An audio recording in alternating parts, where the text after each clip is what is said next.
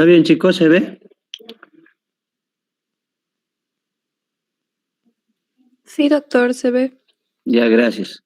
Bueno, buenas noches a todos entonces, los que están en el aula virtual. Vamos a continuar con lo que es el tema de diagnóstico y trastornos de la motilidad esofágica.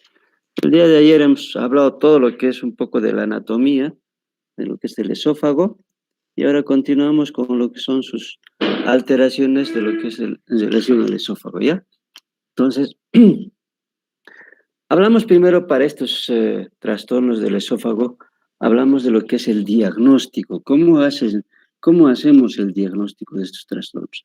Entonces vamos a ir nombrando cada uno de estos, cuáles son las modalidades de diagnóstico. Por ende, entonces podemos definir que el trastorno de la motilidad esofágica, ¿no? Son condiciones en las cuales la motilidad del esófago difiere significativamente de las variantes normales aceptadas, ¿no? Entonces, son alteraciones que van a ser muy diferentes a lo normal, ¿no? Entonces, estas alteraciones se dice que son infrecuentes, ¿no? No son muy conocidas, ¿ya? Entonces, tienen síntomas como ser disfagia, los pacientes pueden referir dolor torácico, pirosis, regurgitación y pérdida de peso, ¿no? Generalmente estos trastornos de la motilidad se van a diagnosticar a través de estudios manométricos, ¿ya?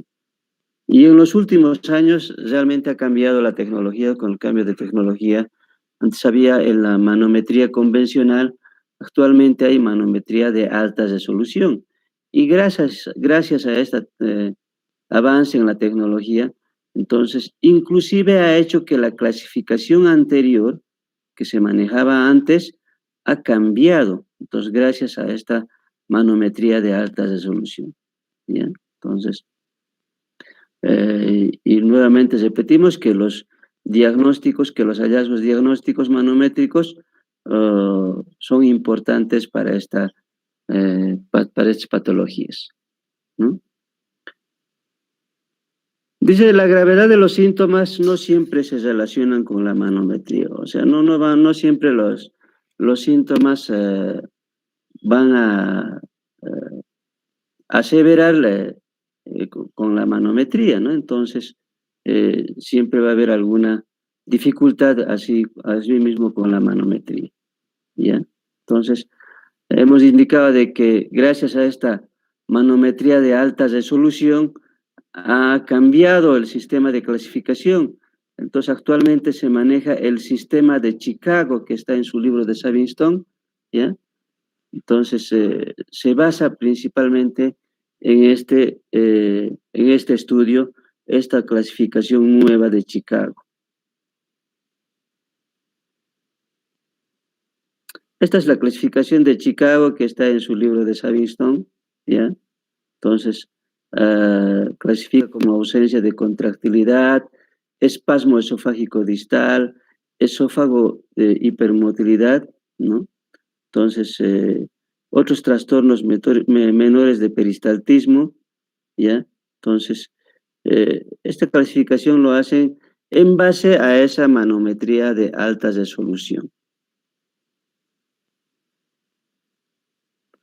Entonces, ¿qué importancia tiene esta clasificación de Chicago, ¿no?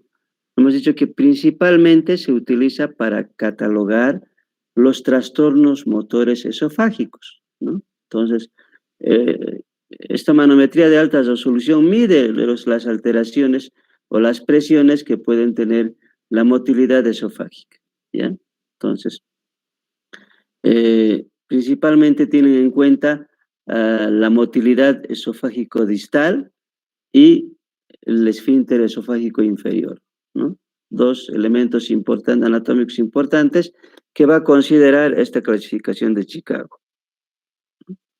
Y de acuerdo a esta clasificación, se van a revisar entonces, consideramos ciertas patologías que son la acalasia, la obstrucción esofágica, la función motora esofágica normal y la función motora esofágica limítrofe o borderline, ¿no? Entonces, todo esto puede verse entonces en pacientes asintomáticos gracias a la manometría de alta resolución.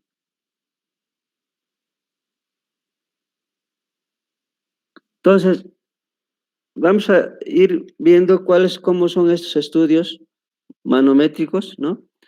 Entonces, en realidad existen dos tipos de manometría esofágica, ¿no? Dos tipos de manometría. Una que es la manometría tradicional o la convencional, que ya existe hace muchos años. Con esta se ha empezado inicialmente.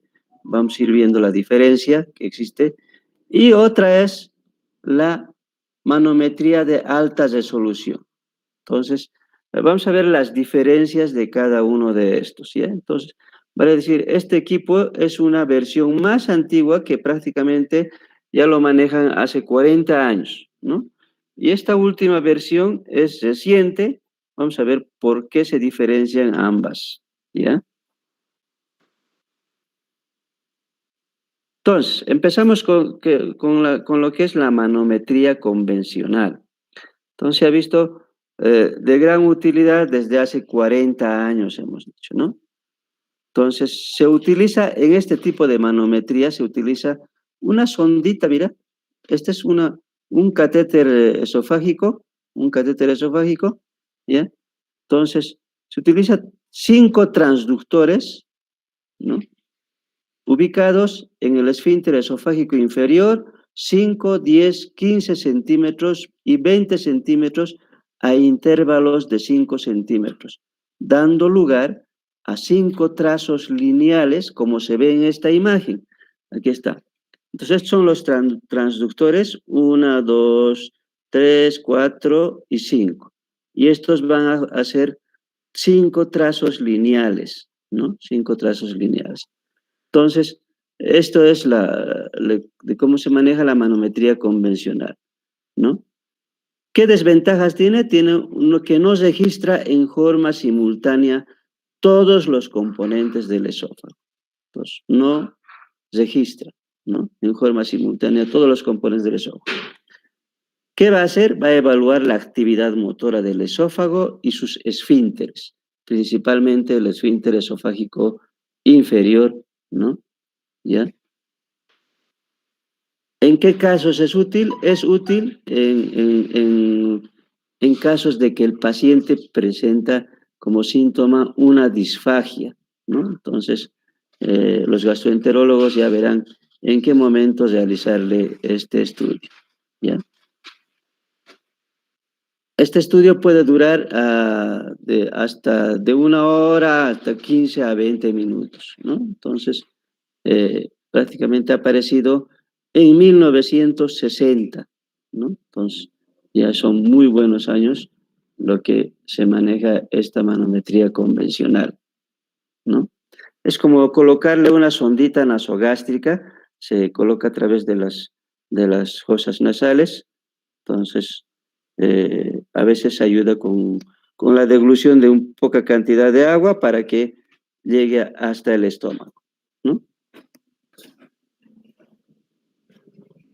Aquí está cómo se coloca, dice, se coloca por vía nasal, es una sonda plástica flexible de 2.3 milímetros de diámetro, ¿no?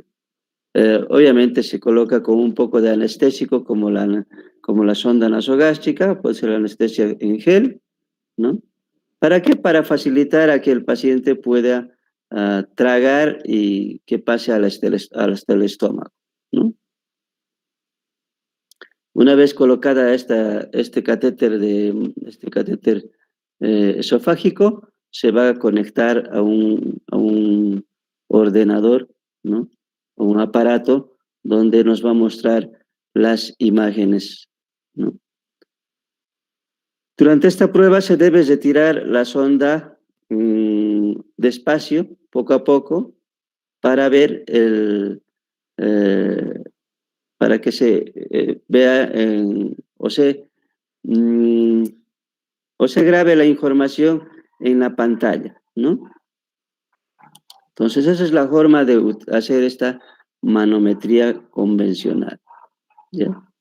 Entonces, puede durar, hemos dicho, desde 15 minutos hasta 1 hora, dependiendo del estudio. Y la segunda manometría es la manometría de alta resolución, ¿no? Manometría de alta resolución, que se diferencia de gran manera porque este catéter es esofágico, el catéter esofágico de la manometría de alta resolución. Vean qué cantidad de sensores tiene, ¿no? Entonces vamos a ver, mira, es un estudio más rápido y fácil de realizar, ¿ya? Va a visualizar en forma separada los diferentes segmentos del esófago, ¿no ve? Y lo va a hacer en forma simultánea, cosa que el anterior equipo no lo hacía en forma simultánea, ¿no? Entonces, ¿ya?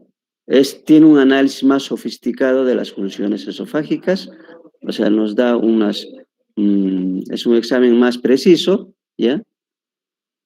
Y la principal diferencia está en que la manometría de alta resolución, en comparación con la manometría convencional, está en que los sensores de presión, ¿ya? Los sensores de presión no son mayores a 1 centímetro, o si no, están prácticamente colocadas o separadas a 1 centímetro, si se ve en esta imagen, ¿no?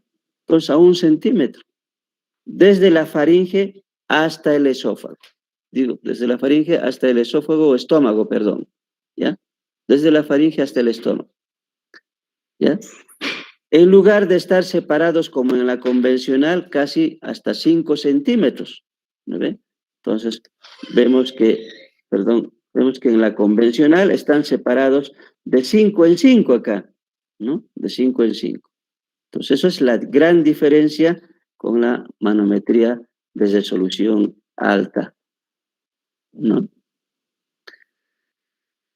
Dice, tiene 36 canales de registro y cada canal presenta 12 sensores de presión distribuidos radial y longitudinalmente, ¿no? Obtiene la información de 432 puntos a lo largo del esófago.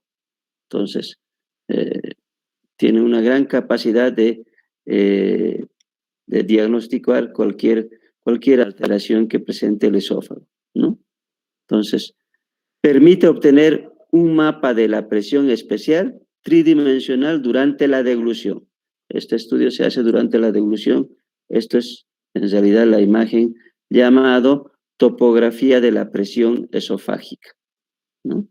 Entonces, esas son las características de la manometría de alta resolución. Entonces, con este equipo ya se puede diagnosticar muchos trastornos esofágicos, principalmente de motilidad, que a veces no se podían diagnosticar con la manometría convencional.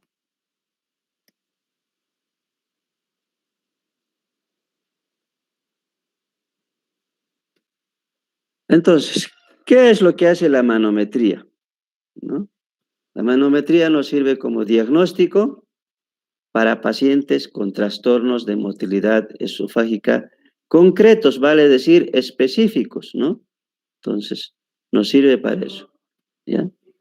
Muchas veces los motivos de consulta son vagos y inespecíficos. Obviamente, estos pacientes a veces no te especifican realmente el motivo de la consulta, ¿no? Entonces, dice, es importante realizar un estudio completo en estos pacientes, principalmente para excluir algunos problemas sistémicos como ser de tipo cardíaco, respiratorio, úlcera péptica, trastornos pancreatobiliares que nos pueden simular o hacer confundir con trastornos de la motilidad esofágica.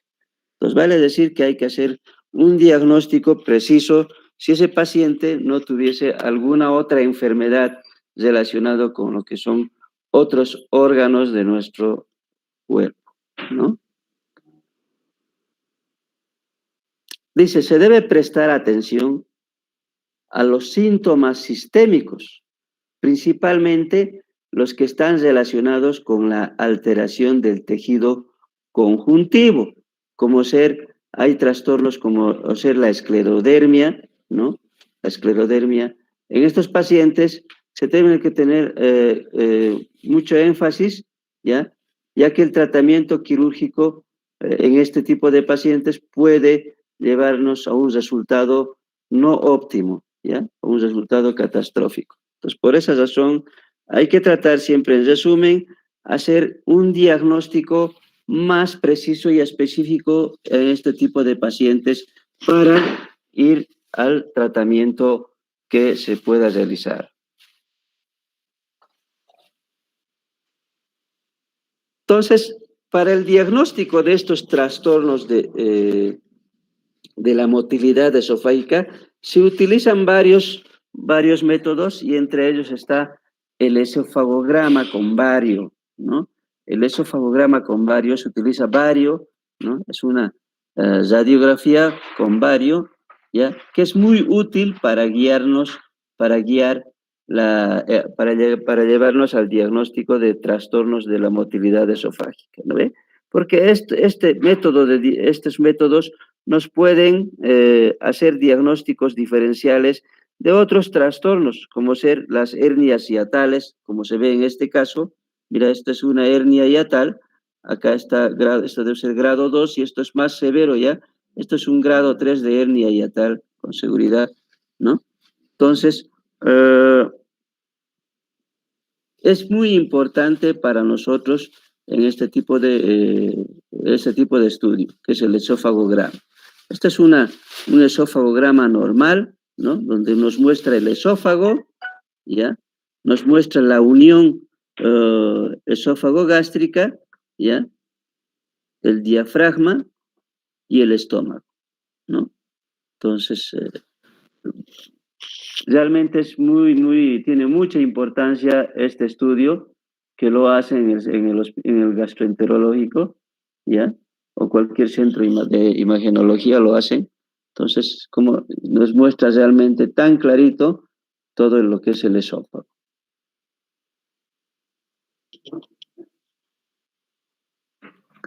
Otro estudio que también es muy importante para descartar cualquier alteración en la mucosa, ¿no? Como ser defectos de estenosis, hernias, divertículos, esofagitis o alguna masa, ¿no? Entonces es importante la endoscopía alta, ¿no? La endoscopía alta es muy importante. Cualquier paciente que viene a la consulta con trastornos o con molestias del esófago, se tiene que ir solicitando gradualmente este tipo de exámenes, ¿no? Entonces, la endoscopía alta, igualmente, es muy importante. Vemos en estas imágenes cómo se realiza. Generalmente se realiza bajo anestesia endovenoso, ¿no? Eh, Antes se hacía prácticamente en vivo. Actualmente ya se les da más comodidad al paciente y se lo realiza con la colaboración del anestesiólogo. Entonces, el anestesiólogo lo va a sedar y se realiza el estudio endoscópico.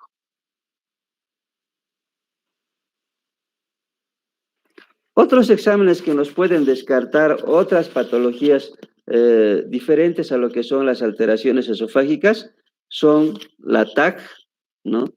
La TAC de tórax y abdomen, ¿ya? Como en este caso, entonces se ve el esófago, ¿ya? El esófago. Entonces, es muy importante. Se puede solicitar, ¿no? Se puede solicitar. Está dentro de sus, ¿qué se dice? A ver, del plan de hacer este estudio también dentro de lo que son las alteraciones esofágicas. Y por último, la pHmetría. La pHmetría es también utilizado cuando estos trastornos de motilidad se acompañan de la enfermedad por reflujo gastroesofágico, ¿no? Entonces, en estos casos se puede pedir o solicitar una pHmetría, ¿no? ¿Qué va a valorar el pH? La pHmetría valora la acidez del estómago y el esófago, ¿no? Para diagnosticar distintas enfermedades, ¿no? Principalmente en hernias hiatales existe mucho reflujo, entonces para ver eso hay que siempre solicitar un pHmetría. Y estos son los equipos para hacer la pHmetría. Igualmente son catéteres que se introducen a través de las fosas nasales para llegar hacia el esófago y estómago y conectar a este aparatito donde te mide el pH de esa zona donde estamos queriendo llegar.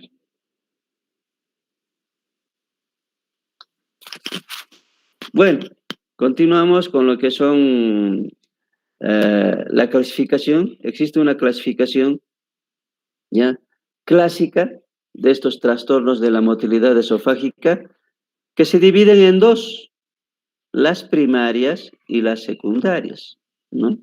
Dentro de las primarias podemos citar a la acalasia, espasmo esofágico difuso, esófago en cascanueces o martillo neumático, esfínter esofágico inferior hipertenso, motilidad esofágica ineficaz, ¿no? Estas son las primarias, ¿ya? Todas estas enfermedades vamos a ir viendo, cada una de estas vamos a ir desglosando, ¿ya? Y dentro de las secundarias está la esclerodermia por alteraciones del colágeno, ¿no? Vascular y neuromuscular, principalmente. Una dermatomiositis, polimiositis, lupus eritematoso sistémico, enfermedad de Chagas, miastenia graves, ¿no? Entonces, estos serían la clasificación clásica que nos muestra su libro de Savistton,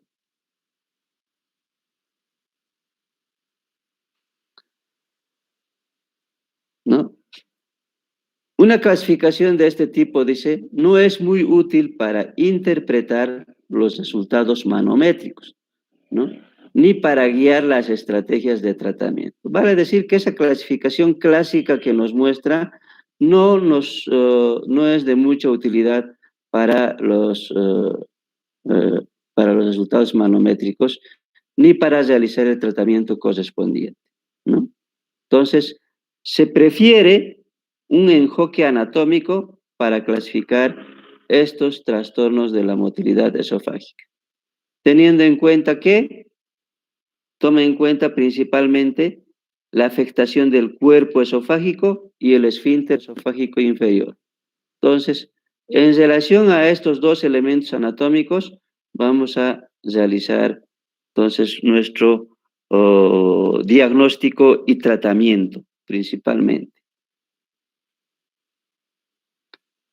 ¿no? Y esta es la base para comprender la manometría esofágica básica, clave para el tratamiento, ¿no? Entonces, pues, es importante eso.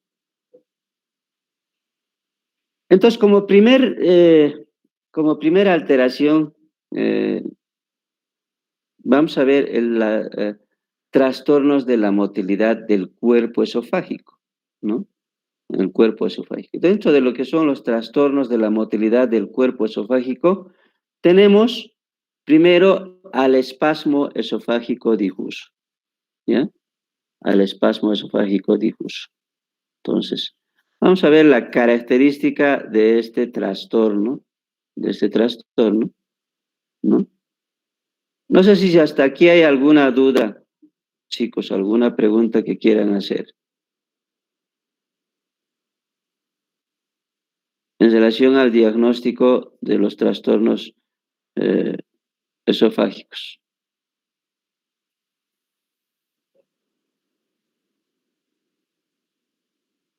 ¿Hay alguna cosa que no hayan entendido? Creo que no. Ya. Entonces vamos a continuar con lo que es los trastornos de la motilidad del cuerpo del esófago, ¿no? Entonces, y la primera patología que tenemos es el espasmo esofágico difuso, ¿ya? Entonces, este trastorno se caracteriza por la hipermotilidad, ¿no? Es muy poco conocido, ¿ya? Y dentro de la clasificación de Chicago se lo llama espasmo esofágico distal, ¿no? Espasmo esofágico distal, ¿ya?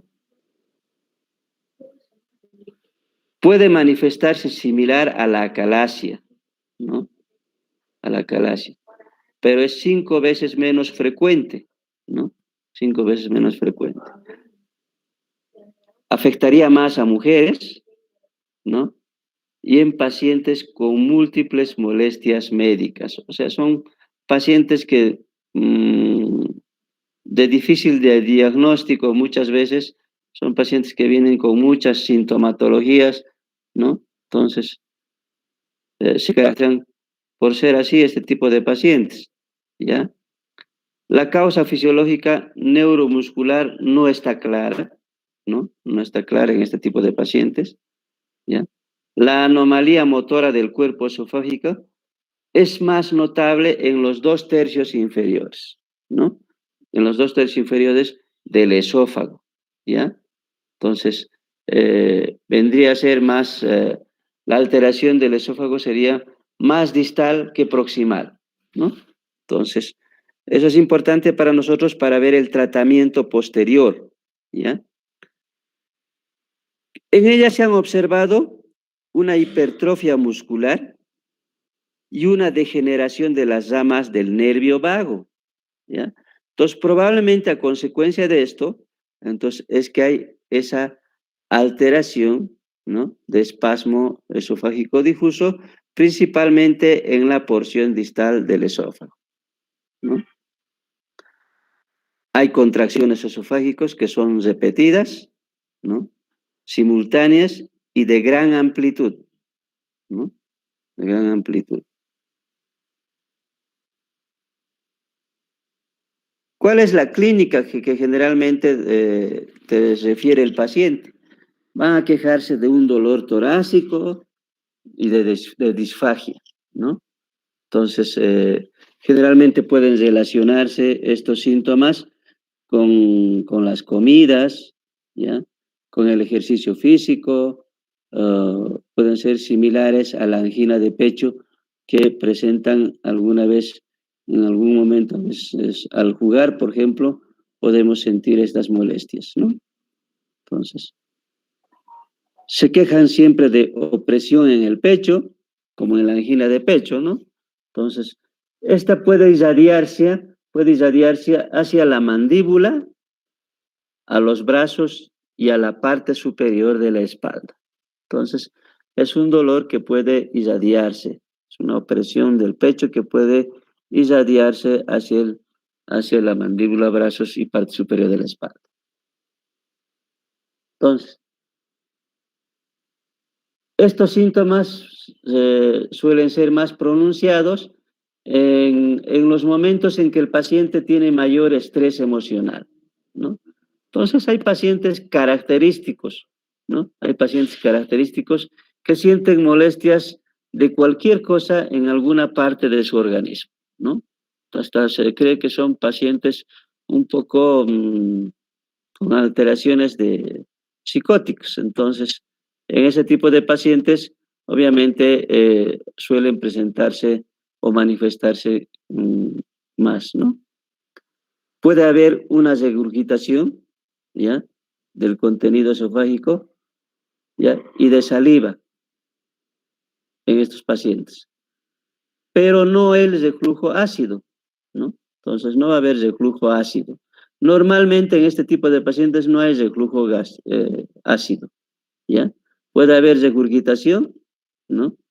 Pero no va a haber reflujo ácido, ¿ya? Sin embargo, si es que hubiese reflujo ácido, ¿ya?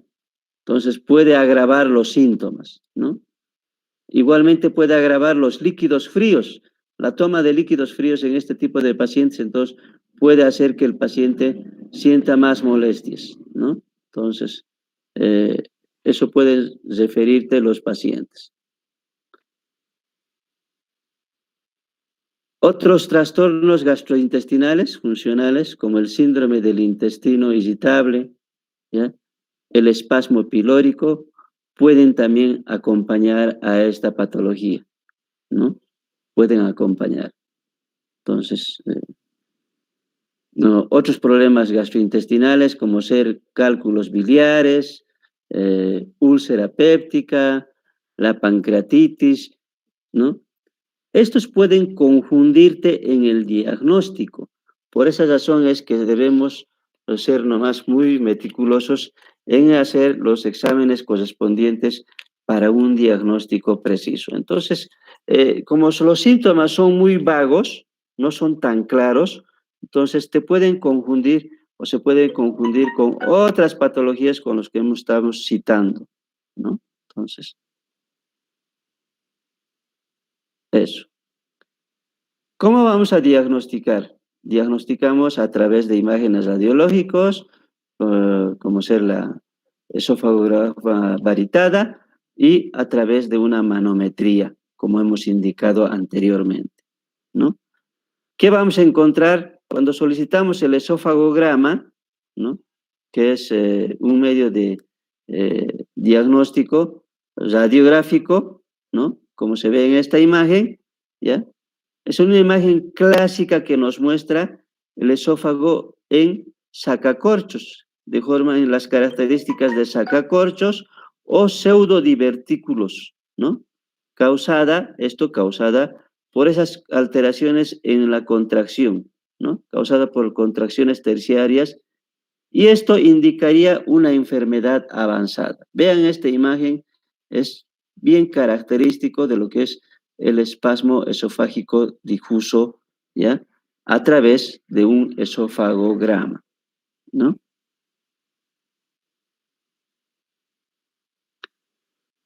También pueden observarse un estrechamiento distal en pico de pájaro del esófago y peristaltismo anormal.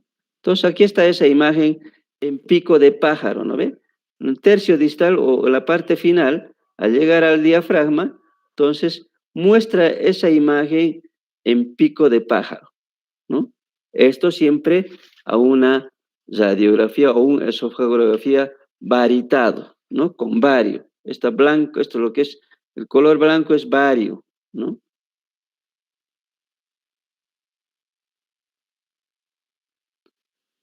Después viene la manometría, ¿no? Entonces hemos dicho la manometría, ya lo hemos visto cómo se realiza la manometría, ¿ya?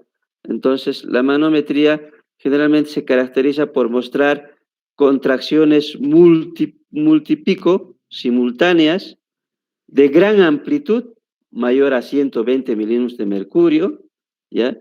Y de larga duración, mayor a 2.5 segundos, ¿no? Entonces, esa es la característica en los hallazgos manométricos, ¿no? Van a haber contracciones irregulares, se producen después de más del 10% de degluciones acuosas, ¿no? Entonces, cuando uno deglute más de 10% de líquidos, entonces puede manifestarse estas contracciones, ¿no? Durante el estudio manométrico, ¿ya? Van a ser contracciones espontáneas, va a haber un peristaltismo anormal, intermitente, ¿ya? Ah, la manometría estándar, vale decir, la convencional, puede no ser suficiente para identificar el esfínter, el espasmo esofágico difuso. Entonces, eso es la diferencia o la desventaja que tiene la manometría convencional en relación a la manometría de alta resolución, que nos va a hacer más preciso en su diagnóstico de este tipo de patologías. Dice la correlación entre las quejas subjetivas y la evidencia de espasmo inducido por un fármaco vagomimético, como ser el betanecol, ¿no? En los trazados manométricos también es una evidencia convincente de esta enfermedad, ¿no? Entonces, utilizando estos medicamentos nos puede hacer que se manifieste más en el estudio manométrico, ¿no? Y de esa manera diagnosticar. ¿Cuál es el tratamiento en esta enfermedad? ¿Qué es lo que hacemos? ¿Qué es lo que se hace? ¿Ya? Entonces, se cree que el tratamiento, dice, está lejos de ser ideal. O sea, no encontramos un tratamiento ideal. Probablemente nos aproximamos, pero hasta el momento no hay un tratamiento ideal, ¿no? Porque como hemos visto, este cuadro podemos confundir con otro tipo de patologías que generalmente tiene el paciente, ¿no? Y el alivio de los síntomas con cualquier tratamiento que se le haga casi siempre es parcial, ¿no? Entonces, no es un tratamiento definitivo, ¿ya? Por esa razón se prefiere tratamiento farmacológico y endoscópico, ¿no? Entonces, a través de esos dos métodos, probablemente se pueda mejorar el cuadro de ese paciente, ¿no? Entonces, ello se va a evaluar el estado psiquiátrico, la depresión, los trastornos psicosomáticos y la ansiedad. Hemos dicho que estos cuadros pueden aumentar los síntomas o pueden despertar los síntomas más aún, ¿no? O también te pueden confundir porque el paciente no te refiere a un síntoma claro, ¿no? ¿Ya? Entonces, hay que ver si el paciente, las características del paciente que viene a la consulta, ¿no? Entonces, hay que ver qué características tienen. De por sí, algunos pacientes son hiperactivos, son un poco difíciles de conversar, son más amplios en su conversación. Es claro el paciente que es medio, que tiene estos trastornos, ¿no? Que hemos citado.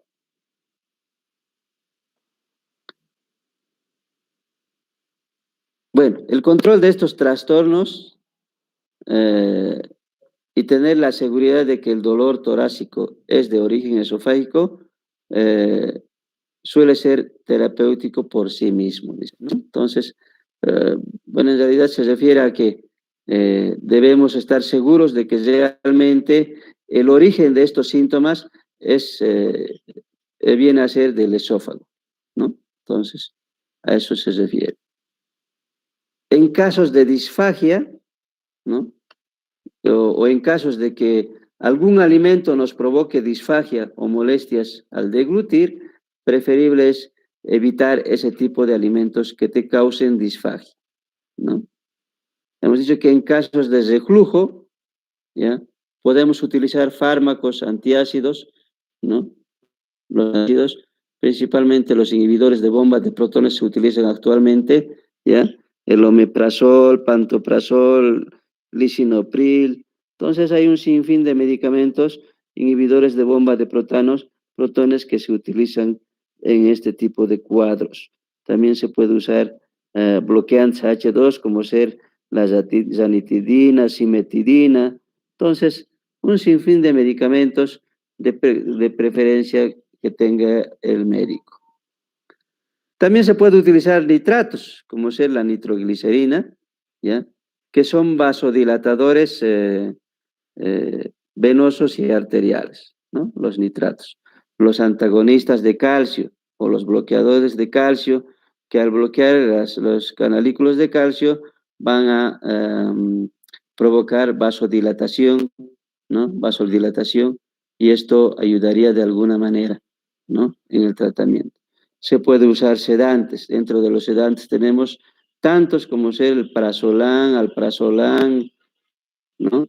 Entonces, diazepam, ¿no? Como nombre genérico, el diazepam más conocido, y anticolinérgicos que ustedes ya han visto en su libro de farmacología, Está principalmente la atropina, la escopolamina, butilescopolamina, ¿no? Entonces, este tipo de medicamentos lo que hacen es dilatar los vasos sanguíneos o aumenta ¿no? Entonces, de esa manera evitaría la contractilidad del músculo.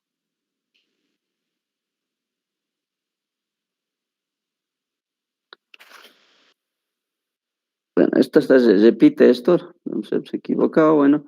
Ya, también podemos utilizar la menta, ¿no? Está escrito en su libro de Savistón, la menta. Puede ser proporcionar alivio sintomático temporal. Podría de alguna manera aliviar la menta, ¿no? Entonces, eh, en realidad la menta eh, tiene acción se utiliza mucho en cólicos intestinales, ¿no? Como en el esófago en ese cual hay contracciones, entonces de alguna manera podría aliviar esta menta al relajar estas contracciones, ¿no? Al disminuir estas contracciones, ¿ya? Entonces eso es lo que hace. Se puede hacer dilatación del esófago con bujías de 50 a 60 French, ¿no? Que va a aliviar la disfagia, ¿no? Y que tiene un 70 a 80% de eficacia, ¿no? Entonces, siempre se va gradualmente en el tratamiento de estos trastornos esofágicos, ¿no? Y al igual que los exámenes, lo primero que vamos a solicitar va a ser siempre la endoscopia alta, el esofagograma, el pH y así sucesivamente. Igual en el tratamiento, lo primero que hacemos es utilizamos medicamentos, ¿no? Entonces, el tratamiento médico y posteriormente podemos ir ya a procedimientos como ser la dilatación del esófago, ¿no? Las inyecciones con toxina botulínica, ¿ya? Igualmente, ¿qué es lo que hace esta la toxina botulínica? Se colocan en inyectables, ¿no? Entonces van a provocar relajación del músculo, ¿no? Entonces, eso es lo que hace la toxina botulínica. Viene como Botox a la venta en la farmacia, ¿no? Botox. Bueno, y por último, hablamos de lo que es la cirugía. La cirugía está indicada en pacientes con dolor torácico incapacitante. Vale decir que son pacientes que se quejan mucho de dolor torácico, que ya es insoportable para ellos, ¿no? ¿Ya? Pacientes que presentan disfagia y que no han respondido al tratamiento médico, ¿no ve? Y endoscópico. No se han podido resolver a través de estos dos métodos de tratamiento, entonces el paciente va a continuar con disfagia que gravemente no le va a permitir alimentarse, ¿no? Entonces, siempre va a haber esa dificultad, ¿no? Y en presencia de divertículos por pulsión del esófago torácico. Entonces, en estas tres situaciones, lo más recomendable es sugerir la cirugía. ¿Y cuál es la cirugía que se hace en este tipo de pacientes? ¿No? Entonces, habla de lo que es la esófago-miotomía larga. No sé si han escuchado, en casos de acalasia, el tratamiento quirúrgico es la cardiomiotomía de Heller, ¿no? Entonces, más o menos es similar a eso, la esófago-miotomía larga, con la diferencia de que en la cardiomiotomía de Heller se va a hacer sección de las fibras musculares, ¿no? 2 centímetros por debajo del esfínter esofágico inferior y hacia arriba, o 3, y hacia arriba 1,5. En realidad, en total, 8 centímetros de la cardiomiotomía de Heller. Pero aquí se va más arriba, entonces por eso dice esófago o miotomía larga. Entonces, se tiene que hacer más largo la esofagomiotomía. Y esto se lo realiza en forma convencional a través de una toracotomía izquierda o a través de videolaparoscopía, ¿no? Que puede ser a través del abdomen o por el tórax, por el lado izquierdo, ¿no? Entonces, Eso es la forma de realizar este tipo de cirugía, ¿no? Obviamente para la cirugía es muy importante la manometría esofágica, que es una herramienta muy útil, ¿no? Para ver la extensión de la miotomía. Entonces la manometría esofágica nos va a revelar hasta dónde, hasta qué segmento está alterado o tiene esas contracciones esofágicas, ¿no? Entonces nos va a ayudar de alguna manera en la extensión de la miotomía. En relación a la cirugía, algunos cirujanos defienden, dice, la extensión de la miotomía hacia arriba hasta la entrada torácica, ¿no? Hasta la entrada torácica. O sea, no tan larga, ¿no ve? Pero, en relación a esto, la gran mayoría de los cirujanos prefieren hacer, ¿no?, una miotomía con una extensión proximal, ¿no?, que debe abarcar toda la longitud de la motilidad anormal, ¿no? O sea, vale decir, si hacemos solamente una porción distal no tan larga, entonces el paciente podría seguir continuando con los síntomas de esta enfermedad, ¿no? Entonces, por esa razón se sugiere entonces una miotomía larga, ¿no? ¿Ya? Para evitar esas recidivas. Y distalmente la miotomía se puede hacer hasta el esfínter esofágico inferior o pasar el esfínter esofágico inferior hasta el esófago abdominal entre todos los cirujanos, ¿no? Entonces, no está todavía muy bien claro esto. Entonces, vamos a ver un poco lo que dice, ¿no? ¿Qué es lo que se debe hacer esta cirugía? Entonces, se recomienda, una vez que hagas la miotomía en el esófago, ¿no?, seccionar los músculos, tanto longitudinal como circular, en forma en paralela al esófago, ¿no?, en la cara anterior. Hacemos este tipo de fundoplicatura que se llama fundoplicatura de Dor. Un momentito, chicos, por favor. Hola. Hola. ¿Sí? Ajá, ajá. Ya dígame.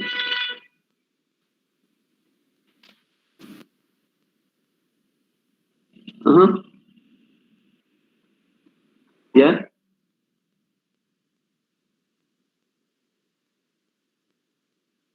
¿Ya? Entonces quedaremos pues cuando quieren verse y coordinamos.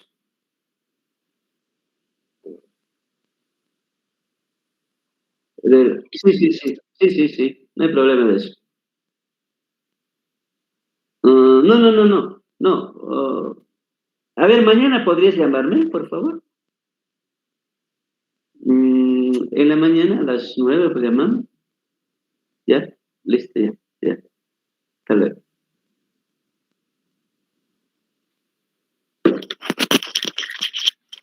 Bueno, hemos dicho que se sugiere después de la miotomía la fundoplicatura de Dor. En casos de cardiomiotomía de Heller, casi siempre se acompaña de la fundoplicatura de Nissen, ¿no? Entonces, en esta situación, más bien sugieren la fundoplicatura de Dor, que solamente es una fundoplicatura de 180 grados que va a cubrir la cara anterior del esófago. ¿Para qué? Para evitar algún reflujo o que pudiese haber después de la miotomía, ¿no? Entonces, eso es lo que indica lo que se puede hacer. Los resultados con este tipo de cirugía van a aliviar los síntomas en un 80%, ¿no? Un 80%, ¿ya? Entonces, tendría nomás sus buenos resultados, si es que no respondiera tanto al tratamiento médico como al tratamiento endoscópico. Y esta es la forma de cómo hacer este tipo de cirugía. Primero lo que hacemos es una miotomía larga, ¿no? Una miotomía larga como se ve en esta imagen. Después se va a llevar el fondo del estómago, ¿no? Se va a suturar tanto al borde externo, a cara lateral externa del esófago, primero unos 3 puntos, y después, como acá se ve, ¿no? Como acá se ve, y después llevar este fondo hacia el otro lado, ¿no? Hacia el otro lado lateral del esófago para ir suturando y va a quedar como se ve en esta imagen, ¿no? Entonces, eso es lo que se hace. Eso es la fundoplicatura de Dor de 180 grados, ¿no? Entonces, esto se hace por vía laparoscópica, se puede hacer esta, ¿no? Se puede hacer por vía laparoscópica o por toracoscopia. Actualmente se prefiere hacer este tipo de cirugía por vía laparoscópica, ¿no? Entonces, ya por la dificultad de llegar o por la facilidad de llegar a esta zona mediante laparoscopía. Entonces, eso es en relación al esfínter esofágico difuso, ¿no? Entonces, la enfermedad esofágica difuso, perdón, ¿no? No sé si tienen alguna pregunta en relación a esto, alguna duda, podemos aclararlo si es necesario.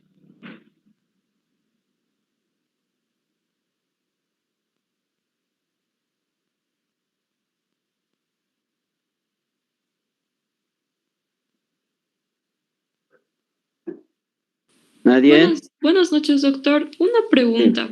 dime. Con respecto a realizar la manometría, ¿hay algún tipo de contraindicación para realizar esta o siempre se la debe indicar en estos casos de enfermedades?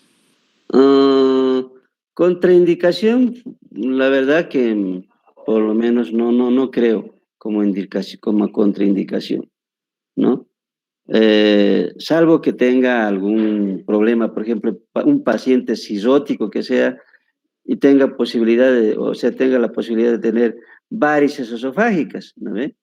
Entonces, en esos pacientes, las complicaciones que pueden encontrarse en este tipo de pacientes durante el procedimiento son el sangrado nasal, ¿no? Puede haber sangrado nasal, ¿ya? Puede haber algún desgarro esofágico, dependiendo si es que tiene algún problema. Les decía, en pacientes cirróticos, por ejemplo, casi siempre tienen varices esofágicos, ¿no? Pero a pesar de eso no es muy agresivo o no tiene prácticamente grandes contraindicaciones, ¿no? Si el paciente requiere y tiene síntomas, es sí o sí necesario hacer la manometría. No es como en otros procedimientos que tiene eh, contraindicaciones, ni siquiera relativas, no sugiere, no indica, ¿no? Peor absolutas. Gracias, doctor.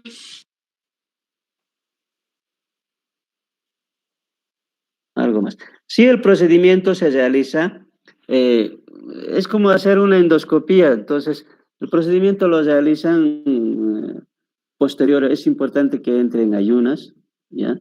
En ayunas mínimo de 6 horas, ¿ya? De 6 horas para este tipo de procedimientos, para evitar que vomiten y broncoaspiren, porque siempre hay molestia. Al colocar una sonda nasogástrica, alguna vez ya han debido ver ustedes, siempre hay molestias, ¿no? Molestias con el colocado de la sondita, ¿ya? Entonces, se los indica hacerlo en ayunas y también se indica utilizar un anestésico tópico, como ser una silocaína en gel. Y a veces para ayudarnos se los hace beber sorbitos de agua, ¿no?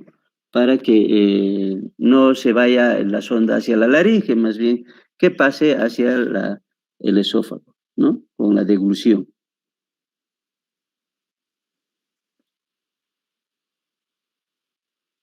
Algo más. ¿Alguna pregunta más, jóvenes?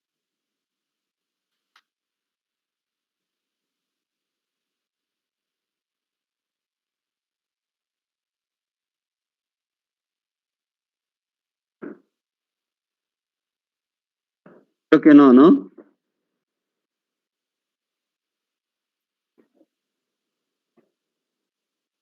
Bueno, lo importante es que ustedes tengan ese conocimiento ya, ¿no? Que existen estos tipos de exámenes que podemos realizarlos en nuestro medio, ¿no? Entonces, eh, el gastroenterológico es un hospital donde realizan este tipo de exámenes. Realizan esofagogramas, realizan manometrías, realizan pHimetrías, principalmente para las cirugías en hernias hiatales, en reflujos gastroesofágicos o enfermedades por reflujo gastroesofágico, ¿no? Entonces, o en acalasias para un diagnóstico más preciso. Se hacen dilataciones esofágicas, también se hacen, ¿no? Entonces, ya es importante conocer que tenemos esos medios de diagnóstico para problemas de esófago, ¿no? Entonces, casi siempre hay patologías esofágicas, principalmente los pacientes que tienen ingesta de cáusticos, ¿no ve? Por intentos de suicidio, entonces muchos pacientes llegan al hospital con antecedentes de haber ingerido cáusticos, ¿no? Cáusticos, entonces a veces gramoxón es un insecticida fatal. A la larga provocan muchas cicatrices, que vamos a hablar después en otro tema de las intoxicaciones por cáusticos, ¿no? Bueno, chicos, no sé si algo más quieren preguntar o alguna ah, duda, algo quieren que se les aclare. Pregunten.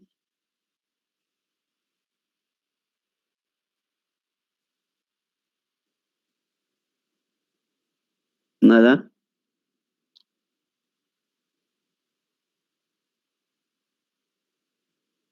Bueno, quedaríamos entonces acá.